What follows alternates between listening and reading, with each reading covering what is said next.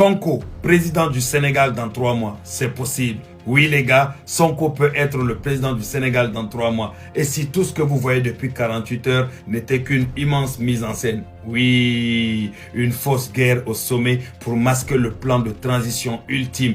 Et si tout était en coup monté. Voici le décryptage exclusif de la stratégie parfaite orchestrée par le président, l'ex-premier ministre et le président de l'Assemblée nationale. Étape 1. Créer une fausse rupture pour endormir l'opposition. Pour que le plan fonctionne, il fallait l'illusion du chaos. Oui, le président annonce le limogeage de son premier ministre. Il dissout le gouvernement. L'opposition jubile. Le peuple s'inquiète.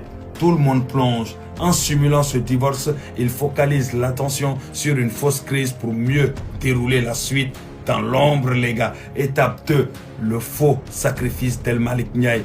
Dimanche, coup de théâtre, El Malick Ndiaye démissionne du perchoir. C'est-à-dire, officiellement, pour l'intérêt de la nation, la réalité, il joue son rôle de complice à la perfection. Sa mission était de garder le fauteuil au chaud et de le libérer pile au moment où Sonko quitterait la primature. C'est le premier pion qui bouge pour ouvrir le chemin du Parlement au patron.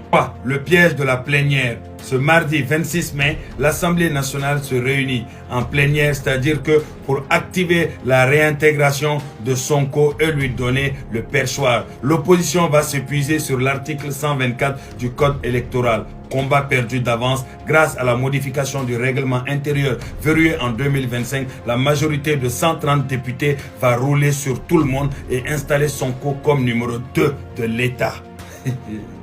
4. Le coup de grâce constitutionnel, le switch ultime. C'est ici que le plan atteint son sommet.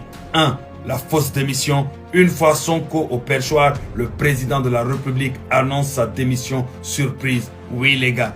2. Le couronnement automatique. L'article 39 de la Constitution s'active automatiquement. Le président de l'Assemblée nationale devient automatiquement le président de la République par intérim. Sonko s'installe au palais sans passer par une élection classique. 3. Le retour du gardien. C'est-à-dire dès que Sonko prend l'intérim, sa place redevient vacante. La majorité vote à nouveau pour remettre El Malick Ndiaye sur son fauteuil. La boucle est bouclée. Le plan est imparable. Pastef a une confiance absolue à sa majorité et ne craint pas les urnes. Pendant les 60 à 90 jours de transition, Sonko gère l'appareil de l'État, organise le scrutin de l'intérieur et se présente pour être élu comme président pendant 5 ans. L'ex-président, lui, s'efface vers le statut protégé d'ancien chef d'État.